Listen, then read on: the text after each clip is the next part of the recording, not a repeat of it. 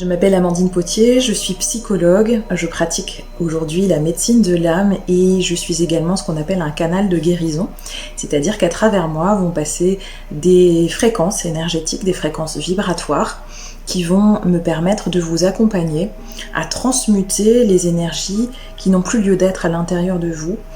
C'est un travail de déprogrammation et de reprogrammation au niveau du séquençage ADN, au niveau des mémoires cellulaires, qui va permettre de libérer certaines tensions émotionnelles, qu'elles datent de cette vie ou non. Je pratique aujourd'hui cette psychologie de l'âme. Alors il faut savoir que psychologie, en grec, psyché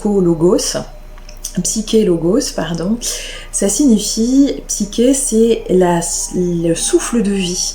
C'est l'âme, le souffle de vie, et logos c'est la science et l'étude. Donc en théorie, la psychologie aurait toujours dû être la science et l'étude de l'âme et du souffle de vie.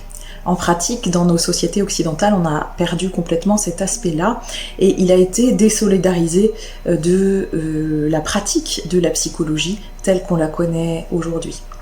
Alors, pour moi, c'est important de revenir mettre ce souffle de vie justement au cœur de la pratique, puisque ce que j'ai à cœur de partager aujourd'hui, c'est justement la prise en compte de cette dimension holistique, de cette dimension quantique de l'être. Je pourrais dire qu'aujourd'hui, je pratique une psychologie quantique ou une psychologie vibratoire, et à mon sens, c'est vraiment l'avenir de la pratique de la psychologie telle qu'on la concevra d'ici quelques temps. Alors aujourd'hui, on est obligé d'ajouter des noms, quantiques, vibratoires, etc. pour expliquer un petit peu ce qu'on fait. Et je pense que la psychologie et les psychologues à l'avenir seront formés de manière beaucoup plus large et dans le champ des connaissances qui seront les leurs. Il me semble nécessaire qu'il y ait aussi l'acquisition du fonctionnement des corps subtils, en tout cas l'étude du fonctionnement des corps subtils, des méridiens, des différents champs de fréquences dans lesquels notre énergie se situe. Nous sommes des êtres multidimensionnels, et si aujourd'hui j'accompagne certaines personnes dans une pratique thérapeutique, mais que je ne tiens pas compte des mémoires cellulaires dont il est porteur, que ce soit des mémoires transgénérationnelles, les mémoires de l'enfant intérieur, les mémoires karmiques, les mémoires des vies parallèles. Alors ce qu'on appelle vie parallèle, c'est pas forcément une vie matérielle. Et si je ne tiens pas compte de tout ça, je vais manquer certains aspects de l'être.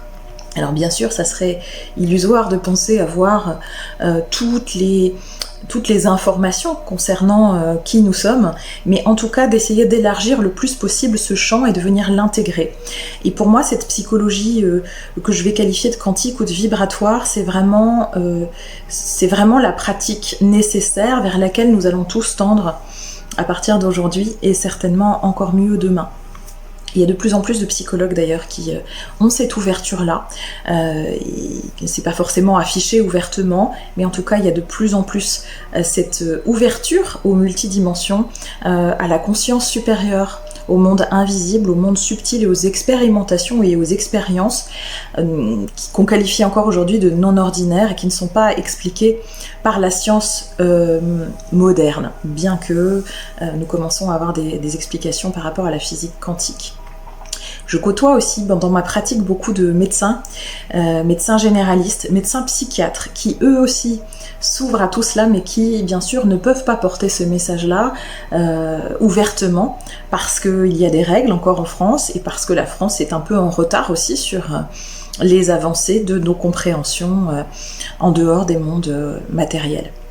Mais cela avance, cela bouge, et pour moi, la médecine de demain sera aussi une médecine vibratoire, une médecine informationnelle qui tiendra compte à la fois du corps, des organes, de la matière, mais aussi des champs subtils. Et j'ai à cœur dans ma pratique aujourd'hui de transmettre ça, de transmettre cette ouverture-là et de prendre en compte à partir de maintenant dans le champ de la psychothérapie, de prendre en compte en fait ce que nous sommes bien au-delà de notre corps physique, puisque tout a une incidence sur tout. Et ces phénomènes d'intrication quantique, on peut les comprendre aussi à l'intérieur de notre être, et bien évidemment aussi sur l'ensemble du vivant. Voilà pourquoi j'ai cette pratique aujourd'hui. Alors ce titre de psychologue, il m'a enquiquinée à un moment donné parce que la pratique était tellement étroite que je ne me sentais pas l'autorisation de pouvoir parler de multidimension, de pouvoir parler de champs fréquentiels, de pouvoir parler de certaines expériences que je vivais de manière personnelle ou que certains de mes patients vivaient et de la manière dont je comprenais les choses. Donc j'ai voulu le zapper et puis la vie m'a ramené à ce que je dois faire et je pense que ce que je dois faire entre autres c'est justement me servir aussi de ce titre de psychologue qui est un titre conventionné, reconnu d'État, pour justement valider aussi d'autres pratiques plus subtiles. Ça ne veut pas dire qu'il faut valider n'importe quoi, ça veut juste dire qu'on a à tenir en compte aussi d'autres subtilités, justement, d'autres vibrations qui font partie de ce que nous sommes, qui gravitent en nous et autour de nous, et que sans ça, notre compréhension du monde et de nous-mêmes est plus que partielle et plus que limitée. C'est pour ça que c'est important pour moi d'associer ces deux registres aujourd'hui, d'arrêter de séparer les choses, d'arrêter de séparer le monde de la matière et le fonctionnement de l'être humain, et puis le fonctionnement vibratoire, énergétique, subtil. Et dans ma pratique, ce que je souhaite, c'est réassocier les deux, parce que nous ne sommes pas qu'énergie pure dans ce monde, et nous ne sommes pas non plus que densité pure. C'est en reconnaissant ces deux aspects de nous, en les unifiant, en les réunifiant, qu'à mon sens, on trouve le chemin de ce que c'est qu'être un être humain sur cette terre, dans ces nouvelles fréquences, dans ces nouvelles vibrations, dans plus de pureté, plus de lumière, plus d'ouverture de cœur vis-à-vis de soi-même et vis-à-vis des autres et du vivant.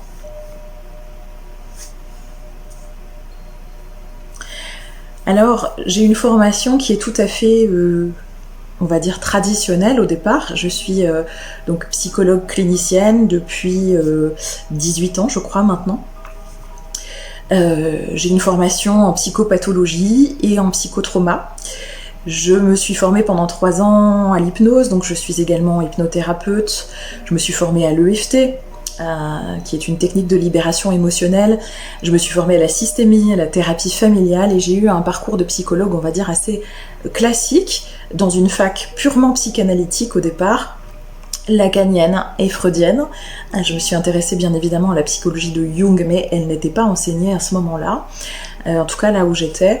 Et puis j'ai travaillé en institution, donc en centre hospitalier universitaire pendant une bonne dizaine d'années, 12 ans je crois, en service d'hématologie, cancérologie, et puis en service de psychiatrie pendant une dizaine d'années, avant d'ouvrir en fait ces consultations telles que je les conçois aujourd'hui, sachant que bien sûr je suis en évolution et qu'elles n'ont pas toujours été de ce même... dans cette intensité-là, ou en tout cas dans les perceptions que je peux avoir aujourd'hui, mais enfin il y avait quand même cette envie et cette impulsion forte, cet élan de cœur fort à ouvrir la psychologie à autre chose.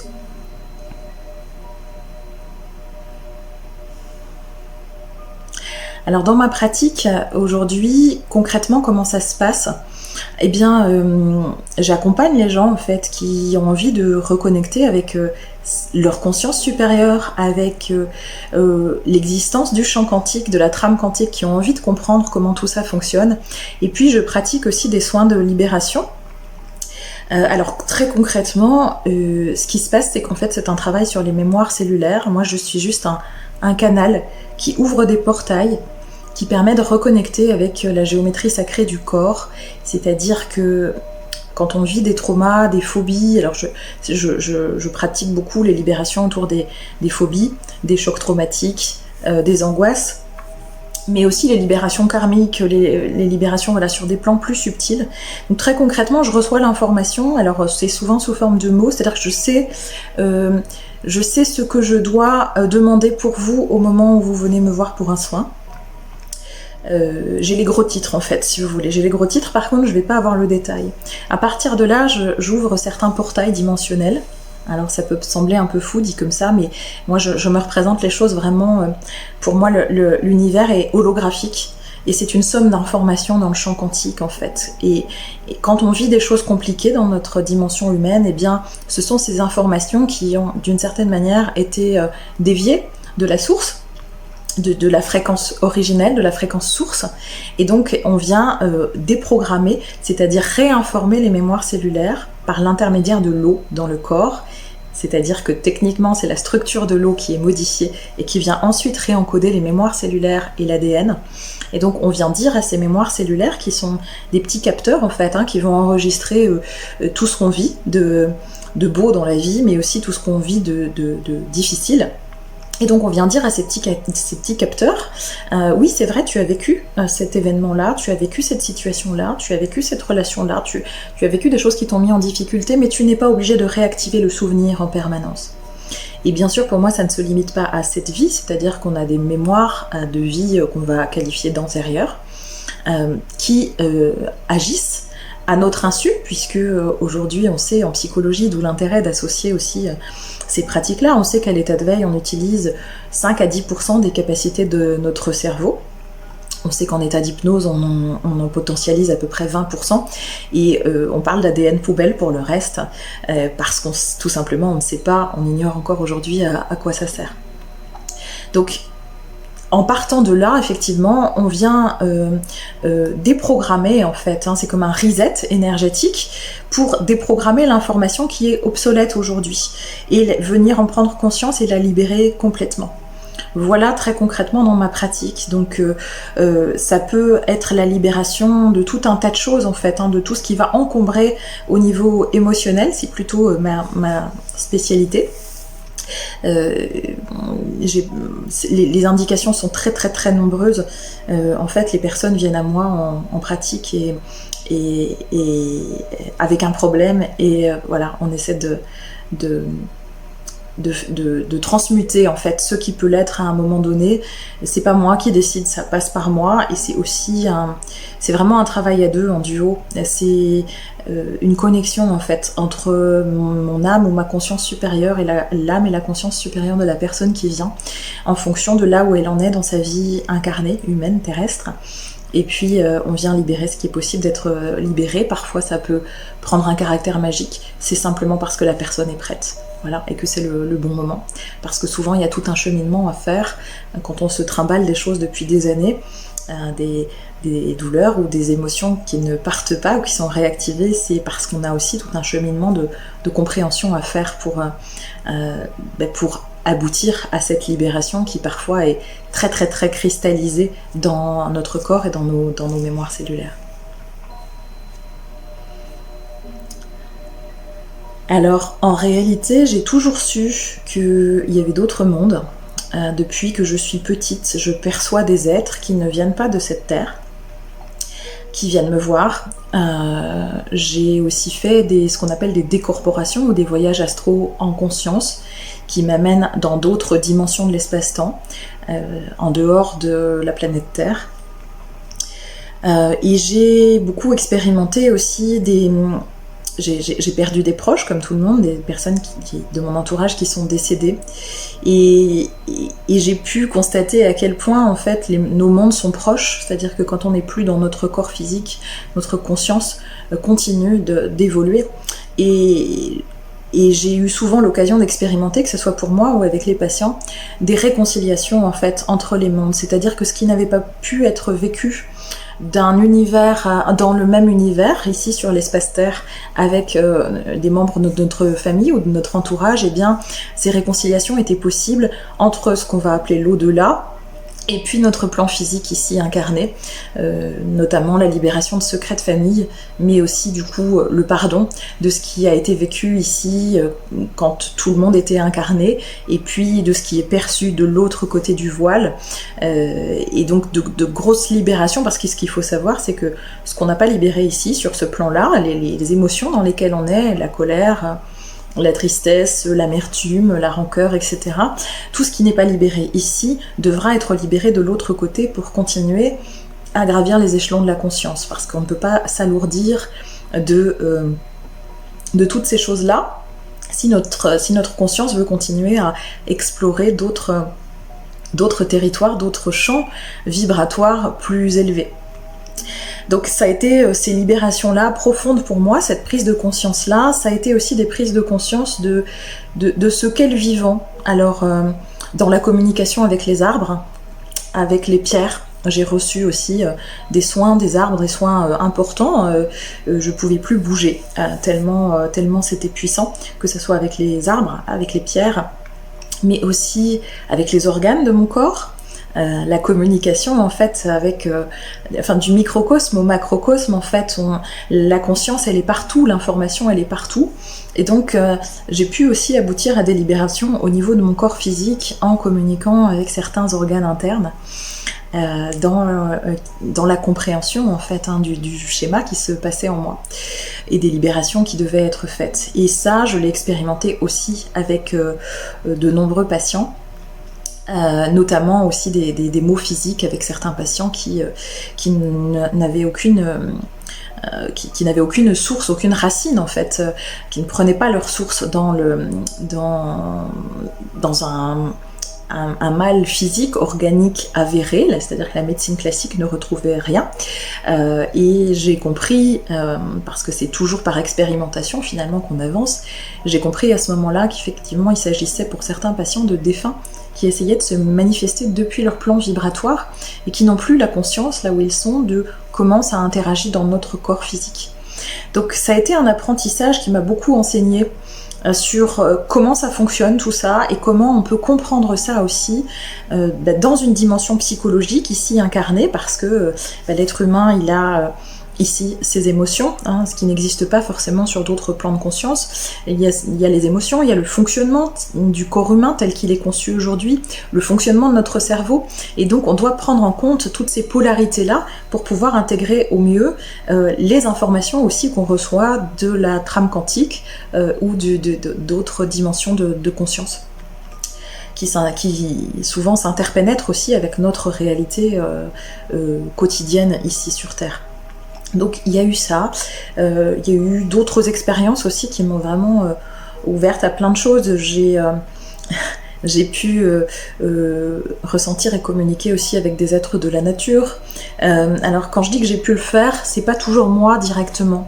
C'est-à-dire que je rencontre parfois une problématique avec moi ou avec un patient, enfin en moi-même ou avec un patient, et puis la vie m'emmène en fait sans que je demande forcément, m'emmènent les interlocuteurs qui sont aussi en capacité de recevoir et de capter des messages, parce qu'on est tous, on forme tous un grand maillage vibratoire, donc tout seul on peut pas grand chose. Par contre ensemble on a chacun un petit prisme, un petit morceau de l'histoire, et moi mon morceau de l'histoire c'est de pouvoir aider les gens à libérer ce qui reste bloqué. Mais j'ai pas forcément l'information précise de ce qui est bloqué, donc la vie m'emmène d'autres petits morceaux de l'histoire par l'intermédiaire d'autres personnes ou de situations qui me font comprendre en fait quelle est la réalité du moment vécu et de l'intrication quantique qu'il y a à libérer à ce moment-là pour la personne. Voilà comment ça se passe pour moi. J'ai eu aussi l'occasion d'expérimenter ce qu'est vraiment l'enfant intérieur, parce que en psychologie on a ce concept de l'enfant intérieur, en soins énergétiques on l'a aussi.